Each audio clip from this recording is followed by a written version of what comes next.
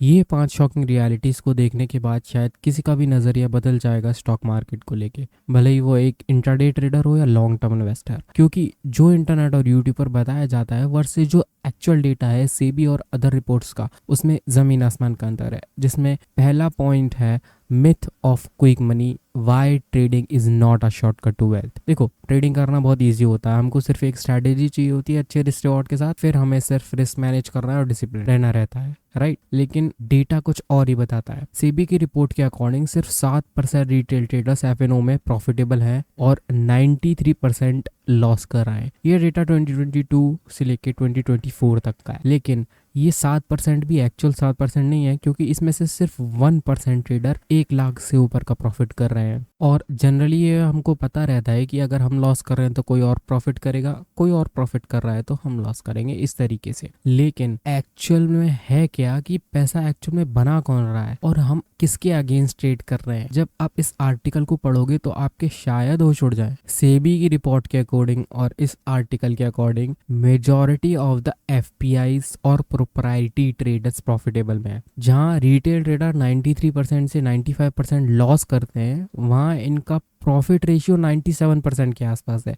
FPI का 97% और proprietary trader का 96%, जो कि एल्गोरिदम बेस्ड ट्रेडिंग कर रहे हैं। तो आप जब ट्रेड करते हो तो आप किसी और इंसान की साइकोलॉजी के हिसाब से ट्रेड नहीं कर रहे कि यहाँ लोगों ने बेचा होगा, लोगों ने खरीदा होगा, बल्कि आप इस तरीके से ट्रेड कर रहे हैं कि जब आप ट्रेड एग्जीक्यूट करते हैं तो आपके सामने एक कंप्यूटर ट्रेड प्लेस करता है जो कि बहुत सारी एल्गोरिदम पे बेस्ड होता है। तो उसको बीट करना टेक्निकली पॉसिबल नहीं है, इसलिए majority of the traders, retail traders, loss में रहते हैं। और इसमें मैं आपको एक छोटा सा इंटरेस्टिंग डेटा और दिखाना चाहता हूँ। ये चार्ट आप देख रहे हो, इसमें सिर्फ 4% रिटेल ट्रेडर ऐसे हैं जिनकी कैपिटल 1 करोड़ से ज्यादा है। 19% लोग हैं जिसकी 10 लाख से 1 करोड़ है और मेजॉरिटी ऑफ द लोगों की कैपिटल 10 लाख से कम है। तो आप इस चीज से भी अंदाजा लगा सकते हो कि किस तरीके से सिर्फ 1-2% लोग ही प्रॉफिटेबल होते हैं, रिटेल ट्रेडर्स। बट ट्रेडिंग में ऐसी चीज होना इजी है, यहाँ कंप्यूटर्स हैं, राइट। इन्वेस्टिंग में थोड़ा इजी होता होगा, ये भी एकदम गलत सोच है। यहाँ पे आता है हमारा second point, the reality of market dips, that is stock don't always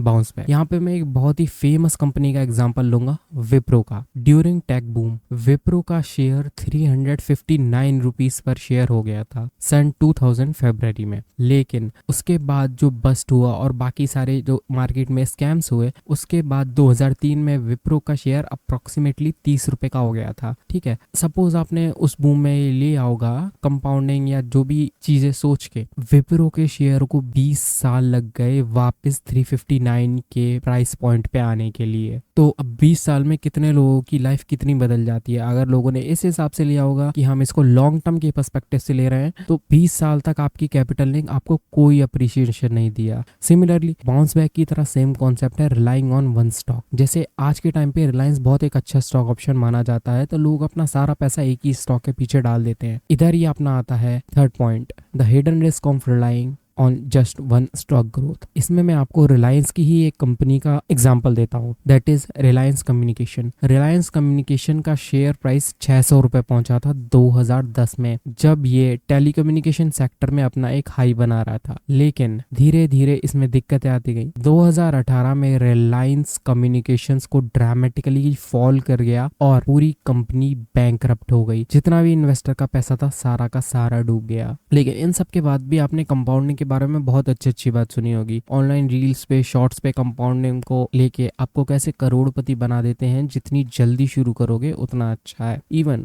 Warren Buffett को भी इस चीज का पछतावा था कि उन्होंने लेट इन्वेस्ट शुरू करी थी, लेकिन जब उन्होंने इन्वेस्टमेंट शुरू करी थी तब उनकी एज 12 साल के आस। जिससे हमारा नेक्स्ट पॉइंट आता है, understanding compounding growth, it's not as fast as you think. इसको एक एग्जाम्पल के थ्रू समझते हैं कि कंपाउंडिंग एक्चुअल में इतनी फास्ट है क्यों नहीं। क्योंकि देखिए, जब भी आप अपना पहला पैसा इन्वेस्ट करते हैं, फॉर एग्जांपल आपने 10,000 रुपए डाला 10% के हिसाब से कि आपको 10% का इंटरेस्ट रेट मिलेगा। ठीक है, ये बहुत एक छोटा अमाउंट है आपकी टोटल इन्वेस्टमेंट का। अब ये क्या होता है, ये धीरे धीरे मोमेंटम पकड़ता है। सपोज पहले साल में आपका होगा 10,000 से 10% का इंक्रीमेंट के साथ 11,000 रुपए, दूसरे साल में 11,000 प्लस 1100 12,100 रुपए, इस तरीके से तीसरे साल में 13,310 रुपए। ऐसे करके धीरे धीरे करके ये आपकी ग्रोथ बढ़ाएगा। लेकिन अगर आप क्विक रिटर्न के लिए देख रहे हो या अपने पैसे को डबल करने के लिए देख रहे हो तो इसमें लगभग 7 से 8 साल लग जाते हैं 10% कंपाउंड एनुअल ग्रोथ रेट के हिसाब से। तो अगर तुम करोड़पति भी बन गए लेकिन क्या फायदा जब एज ही निकल जाएगी। लेकिन